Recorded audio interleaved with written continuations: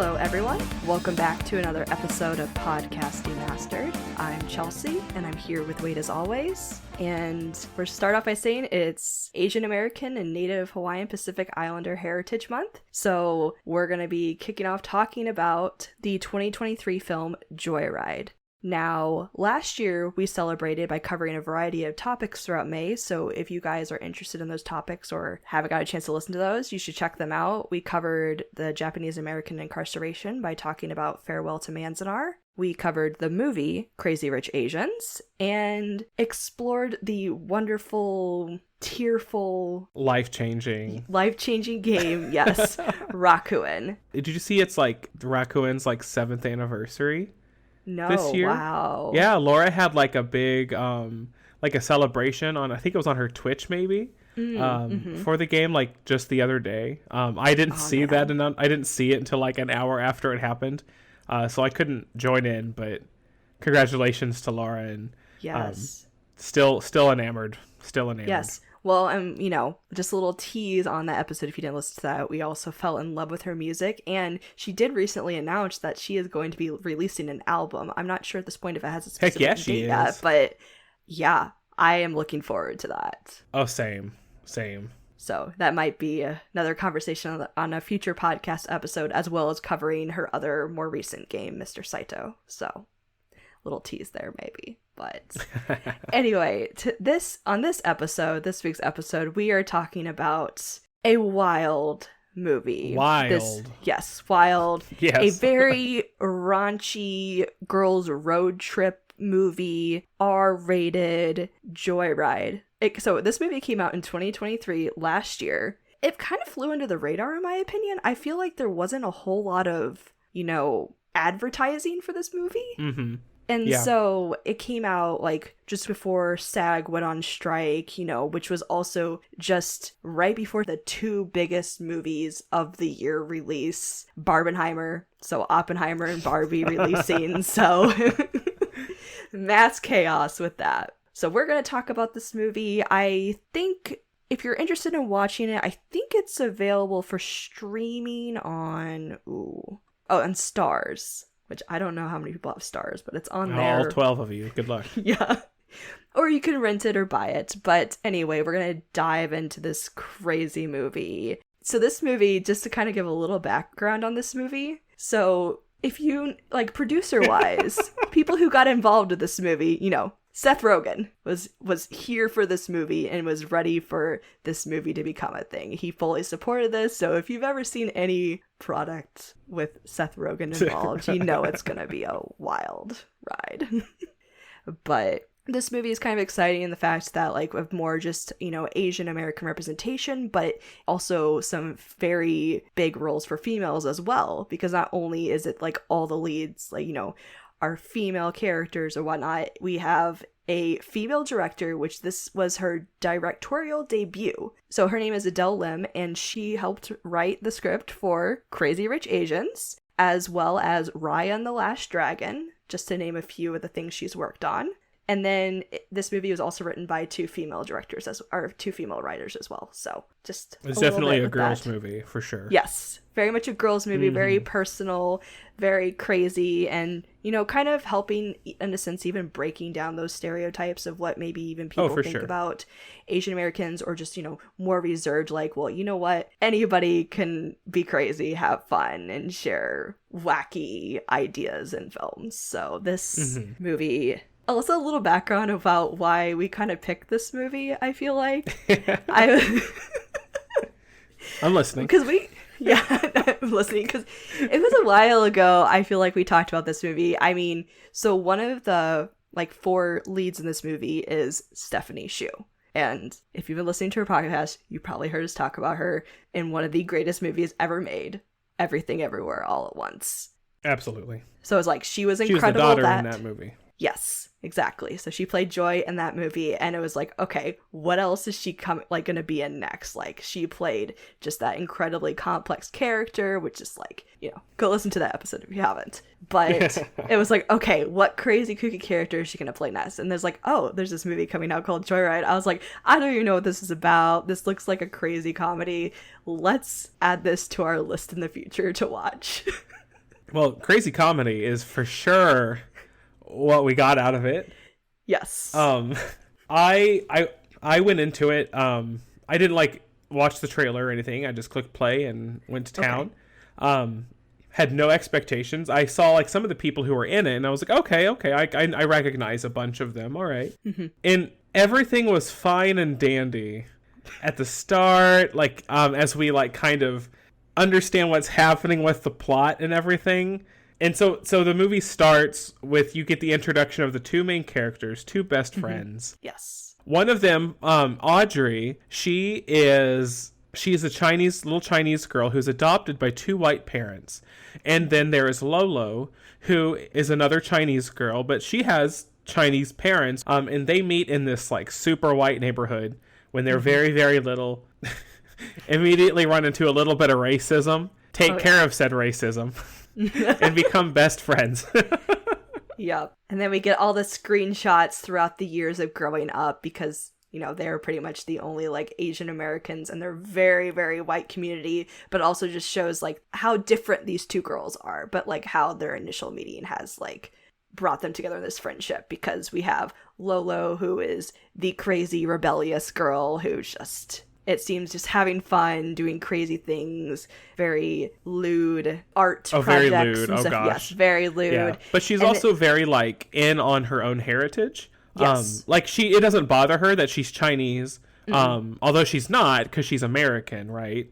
But it doesn't bother her that she has the heritage. She has all these different cultures affecting her. It's just a thing for her. Yeah. But then you have Audrey, who is kind of the opposite, where she's raised by white people, with like no connection to her heritage at all, like outside of Lolo. Mm-hmm. But because how Audrey's raised, she wants to be perfect. She wants to show all the white people that she can be like whatever they would consider be a normal person. Yep. So top honors and everything, all the like, you know, most likely to succeed in life. And of course, you know, has to have one of the, you know, top elite type jobs. She's a lawyer and she works for a big firm who is about to go on this huge journey. They're about to strike it big with a Chinese company. Yes, exactly. And so, who do they choose to send to China in order to help them, like, get the bag, as they say? Yep, of course, Audrey, because, you know, she's Chinese, and they're like, you know, of course you're perfect for this. And she's like, oh, yeah, you know, and they're like, yeah, you know how to speak Chinese, right? And she's like, yep, 100%, I've got this. And then, of course, you know, we also have to have, like, a super ridiculous meetup with, like, her talking with all of her coworkers. So, you know, they're at, like, a sports club, and they're playing racquetball with each other, and just screaming obscenities and... Yes.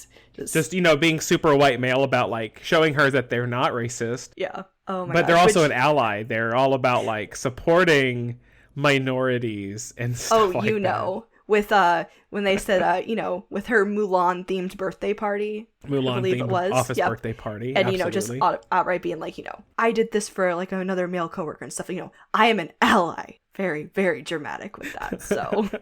It's not because she's Asian, and it's not because she's a woman, okay? Yeah, no, yeah. Mm-hmm. Yes.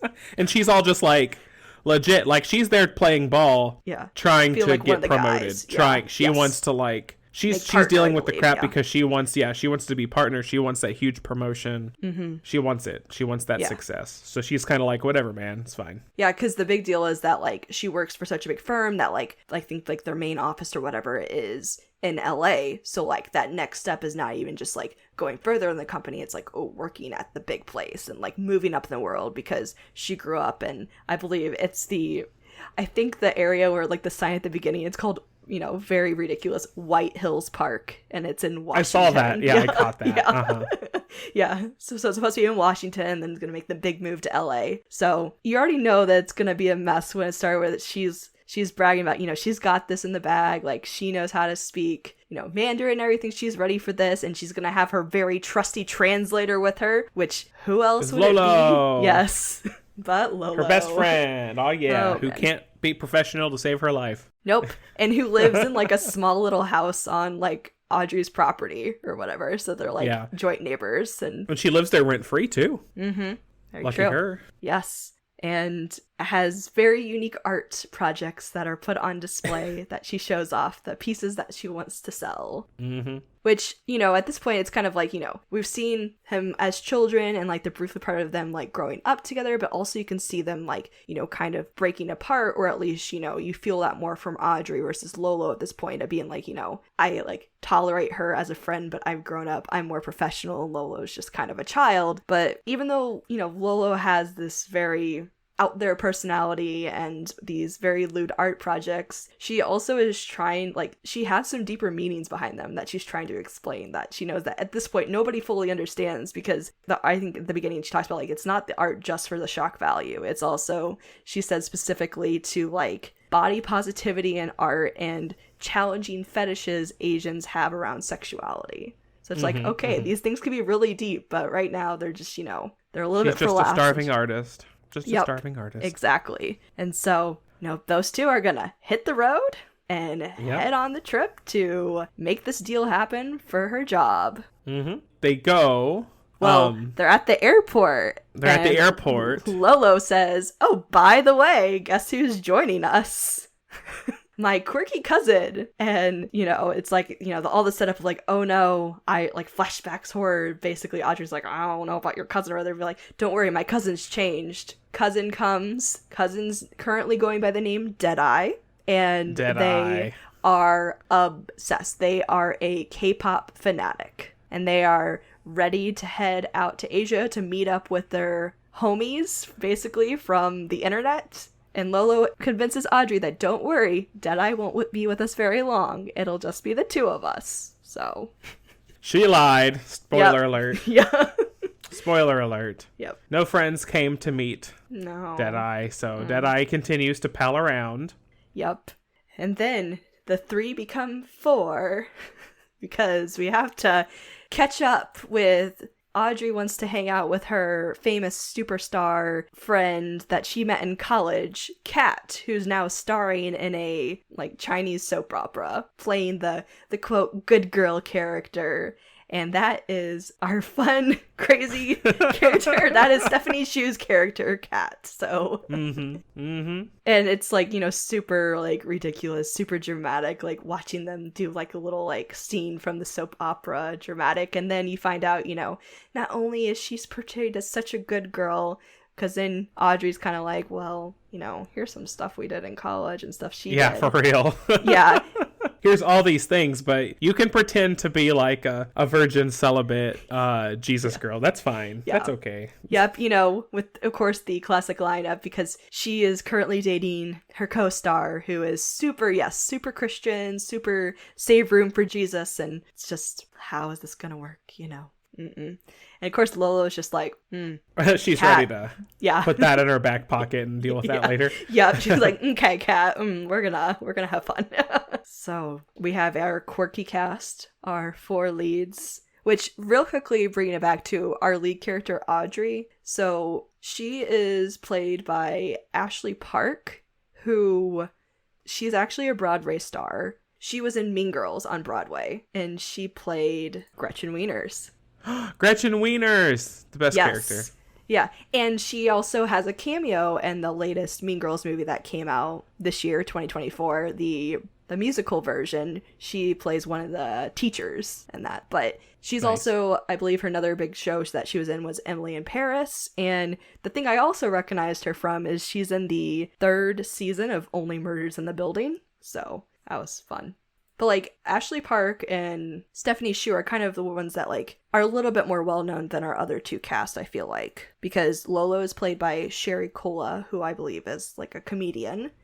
And then Sabrina Wu plays Deadeye, and that is their, like, breakout role. Well, it's funny that you say that, because she's in one episode of Abbott Elementary, which really? we have been watching lately, and we just saw that episode the other day. So when Sabrina popped up on the screen, I was like, I know you. That's funny.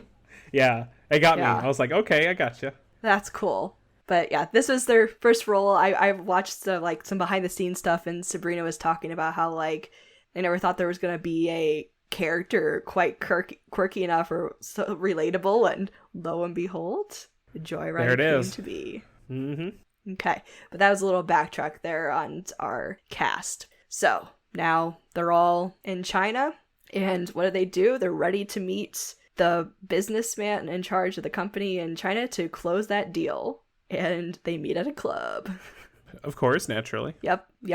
And of course, there's just some conversational like barriers and stuff because Audrey's the only one who doesn't speak Chinese, and so everybody else like has a conversation or jokes around or stuff, and she's just left out of it, which also it shows more of her differences in her growing up because she doesn't know some of these like games they play or even shots.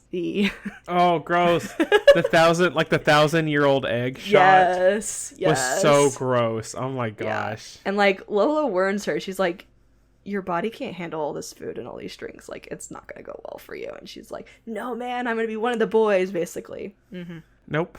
Till she blows it all over the man that's like from the other company she's supposed to be meeting. Well, not after slapping the heck out of him.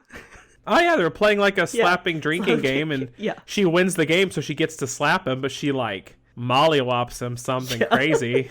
Like, there's blood. Oh my gosh. Yep. But of course, the deal can't be finished then because, we still have quite a bit of movies to go. Like, honestly, this movie I feel like does move at a pretty fast pace for like a good chunk of it. But like, we've already had like hit after hit of all this stuff going on. But then it turns into, oh, Audrey, interesting. Like, tell me about your family. Like, you're Asian. Like, where are your roots at? And she's like, I was adopted. Like, I don't know. And the guy's like, well, if you don't know where you come from, like, I don't know how we're supposed to work together on this. Like, it's important for you to, like, find your roots and deal with that. Because Lolo's nearby and trying to be the good friend, being like, and trying to help her with the deal, being like, oh, don't worry about it. Like, she's tight with her birth mother. And being like, he's like, oh, great. Well, I'm having, like, a family get-together soon. Our moms need to be around each other. We need to have just, like, family come together to make this happen. So that's, like, the big tipping point there of things weren't ever going to be that easy. It's time for more and more craziness to ensue. So now it turns into Audrey looking for her birth mom and going on a trip to find her. Indeed. Have to get on a train for that, right? The friends board a train, and Audrey is looking for a safe like cart to be in. Mm-hmm. And of course, she keeps finding ones with all these Chinese people, and she's just like not comfortable with that. No.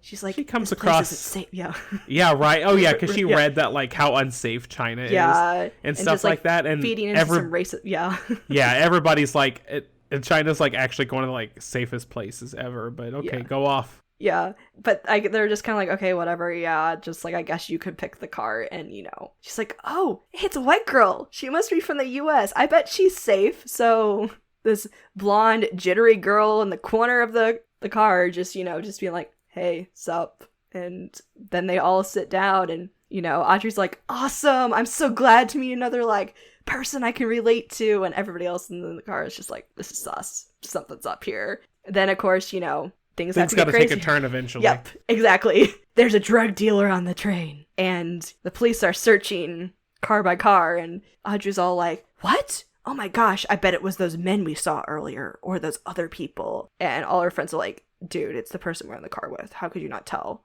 And the blonde chick's like, yeah, duh, of course it's me. And then like legit. Yeah. Legit. And she upends, and like, because there's people going like car to car like searching for this drug dealer, and the lady just like takes her bag and upends it. Mm-hmm. And it's just like, oh my god. Yep. Oh my god. Because they're involved now. She's all like, they're like, oh, like, it's just you. Like, what are you talking? Like, they're not going to care that we're in here with you. It's just you that has the drugs. And so the lady, like, fills her mouth with cocaine and, like, sprays it all over them. Yep. And she's like, you're involved now. It's like, oh, my God. Like, that's when I was like, oh, I'm paying attention now. Oh, God. Like, this escalated completely. Yep, that escalated. So lots of drugs ensue, lots of taking, hiding, thoroughly concealing, whatnot. There's just cocaine party. So oh god, she said it's got to get off the train one way or the other. Yes. Either way, it's inside of you. Yeah. Terrible, Awful, by the way. Oh, gosh, yeah. So we'll leave it at that. Anyway. Yeah. And then, of course, their train car gets searched, but everybody is just kind of all hyped up on drugs and trying to say they're innocent. So instead of thoroughly searching everybody, they just get kicked off the train. And, of course, because Audrey was super paranoid about their passports being stolen and everything, she put it in her friend's cat's luggage, which, of course, the other chick in the car totally took and claimed it was her She's luggage. like, it's mine. They stole it from me. Yeah. Help me, help me. Yeah, basically. So, of course, now they're in a country without any important documents, passports. They can't get anywhere, and they're stuck in the middle of nowhere. What are they going to do? Hitch a ride. Well, let's talk about that. Let's talk about this. Yeah. Lolo comes to the rescue. Yeah, because she's been with her chatting famous, it up. Yeah. not boyfriend, but whatever, man. Yeah. Which I didn't know that was actually a real basketball player. Yeah, apparently. Baron Davis to the rescue. Yeah. For so sure. I guess that's kind of a funny little cameo there. But yeah, no, he comes to the rescue, and all of his, are portrayed as super sexy players are all there, and they all get to the hotel, and, it's just, we've already had crazy drug-infused time, and now things are stepping up a notch. We also have, because of Kat's past, she's been saying that she's the good girl, but she's met a lot of people in the short span of her life, been with a lot of men. Of course, one of those guys from her past pops up and happens to be on the basketball team. Yep. So. Of course he's on a Chinese basketball team. Yep. No worries. It's fine. Of course. Yep. So it's a crazy night. Everybody goes off doing certain crazy things. We have Deadeye specifically finding her people. She finds a guy. I love that. Yes.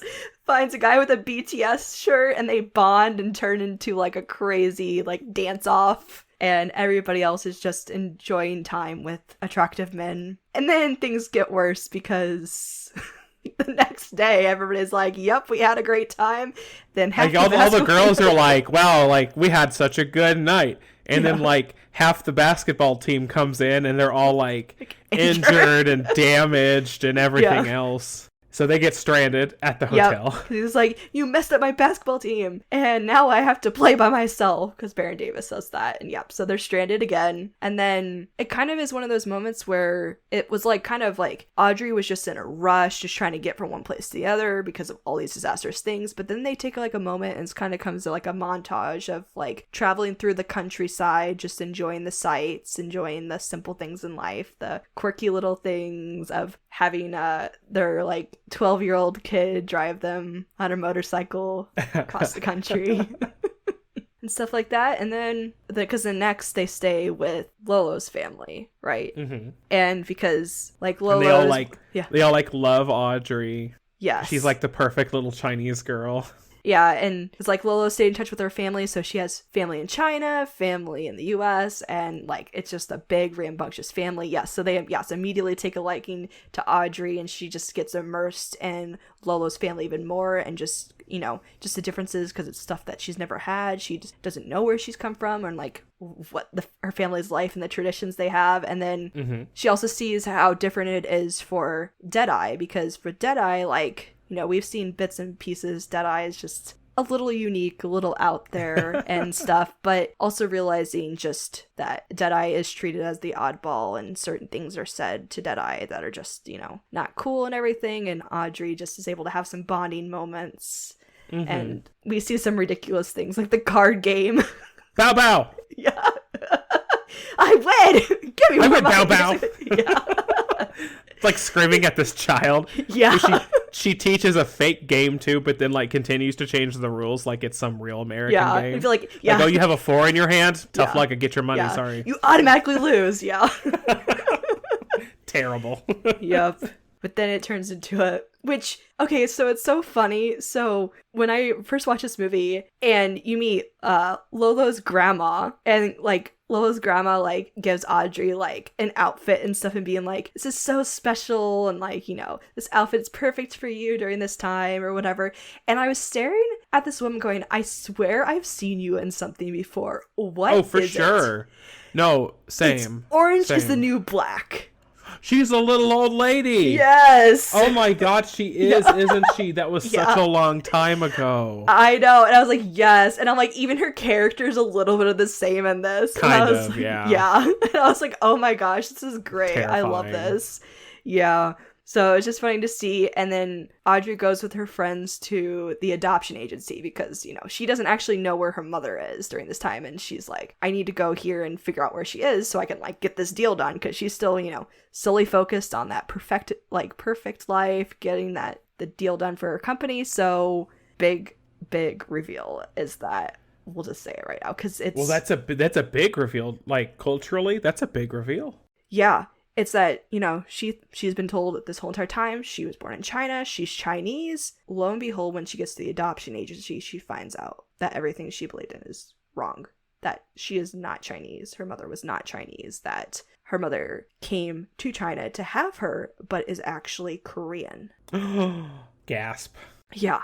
Which is just completely different culture, completely different, and, like, which affects even, like, Lolo's family taking that poorly as well, being like, yeah, you're Korean, like, they 180 on that real bad. Yeah, and they're just like, nah girl, like, go on, basically. So it's just such a huge reveal in that regard of just, you know, not knowing where you come from but believing it's one particular thing, and then immersing yourself in that culture, and then just bam, being told everything you've been told before is a lie. Like, it's completely different. And so they have to go to Seoul, but as we mentioned before, on the, you know, their passports are gone. So how does I'm shaking my head disappointingly. This is what I'm doing right now. Yeah. Oh my gosh, I love this. So how does one get through security without a problem? Well, Deadeye has the solution. And what, Wade, is that solution? We got to be a K-pop group because K-pop groups don't have to go through security. They got to get them out real fast. Mm-hmm. So we get a glorious transformation. Everybody comes up with their names, their outfits. I mean, I love the names and I love the outfits. I love Lisa and Lisa 2. Yes. Because that is correct. Yep. Yes. It was absolutely, like, perfect with that. And then the whole part is that, you know, Deadeye is really hyping this up, being like, all of my online friends are going to be here for us. We're going to be able to get on this plane. Like, everything's going to be good. Well, they get to this, like, private hangar, and, like, the dude there is like, nah, man. Like we're not falling for that. Yeah. You have no documentation. Yeah, no.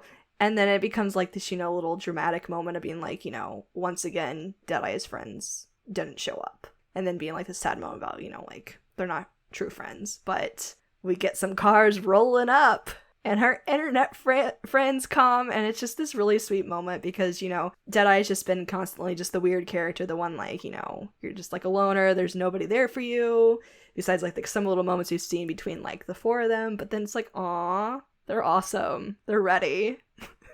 And they bring come as fake fans. They come as like one friend is like the fake manager. Yes. And the rest of them are all like just this big group of groupies and like fanning out with signs. And what was the name? Brownie Tuesday or something like that? Yeah, that's right. The name of the group is supposed to be Brownie Tuesday. Yeah. I love that. Yeah.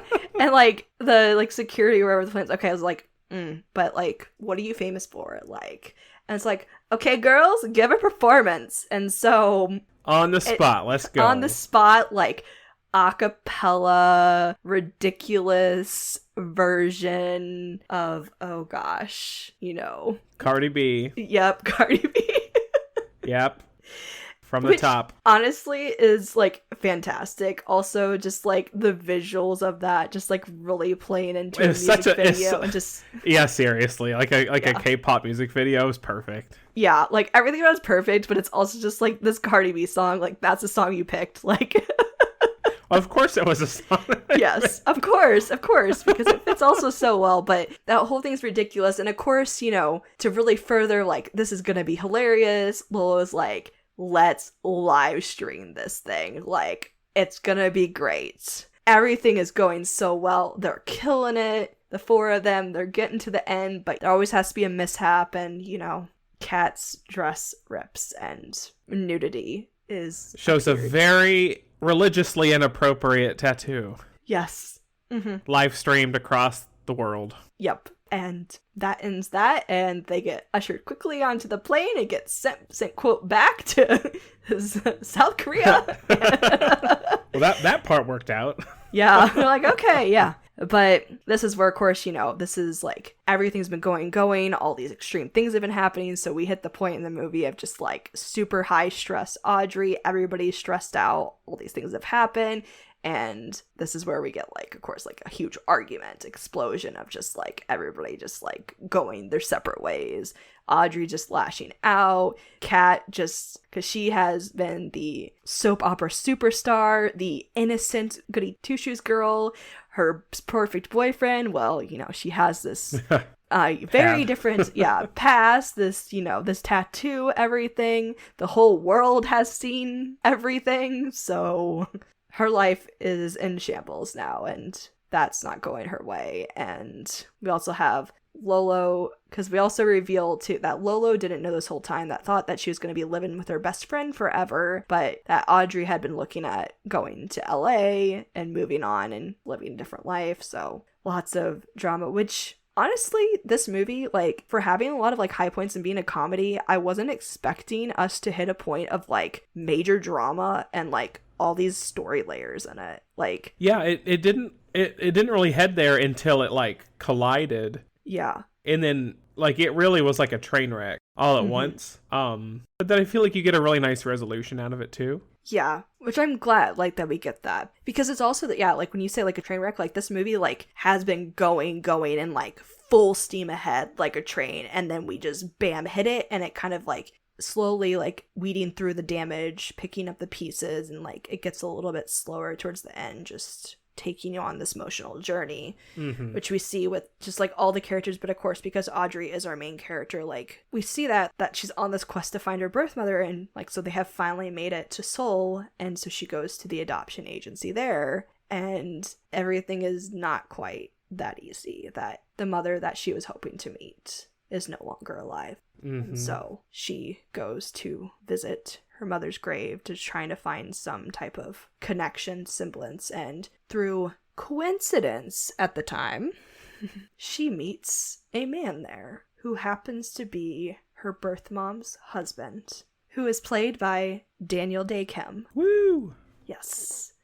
And get to have a heart-to-heart moment. There's a sweet moment where her mother even recorded a video hoping that it would ever reach Audrey, and the fact that it did, and just, it's more of an emotional backstory about she wanted this daughter, but she was such like a young teen at the time, and her parents didn't want that, and that it was during a big time where parents would just try to like hide the pregnancy, and that's why she was one of them that was sent to China to have the child, so it like never happened. And then they would come back and live the rest of their lives without these children. And so we see that, the sweet moments together, and then all the friends, having to come back together, Audrey having to apologize to everyone and reconnecting, and everybody moving on with their lives, but also coming back together as true friends. And having grown, with the whole lot of it. Yeah. So crazy, raunchy comedy to a little bit of a slow burn drama of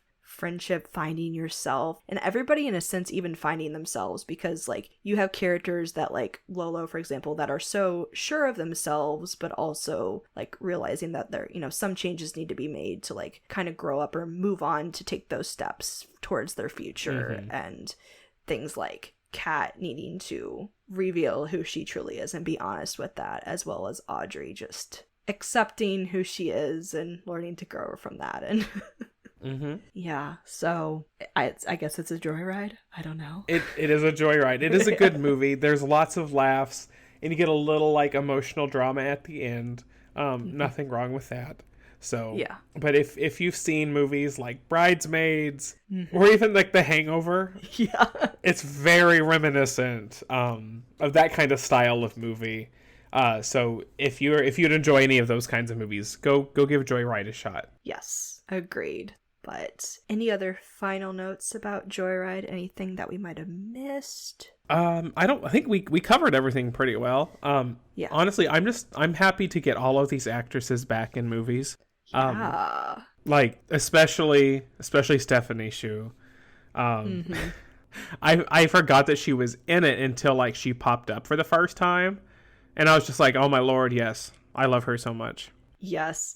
She's also, I don't know, listeners, or even wait, if you've seen the show Poker Face, it's on Peacock. Stephanie Hsu plays a small little role in one of those episodes, and her character is fantastic. It's an amazing, quirky show of just, that's a wild ride itself. Highly recommend that show, but yes, I am continually looking forward to, yes, like, agreed, all 4 of them and future things. But another thing, I guess, real quickly, listeners, if you haven't seen the trailer and you're interested in watching the movie, I actually don't recommend watching the trailer because, like most comedies, when they have trailers, they do, unfortunately, put a lot of the really good jokes in the trailer. So, take it or leave it with that, but that's my other final thought on Joyride. With that, I think that'll do it for this week's episode. So, listeners, thanks for joining us on this joyride of an episode. Follow us on social media at PodDemastered.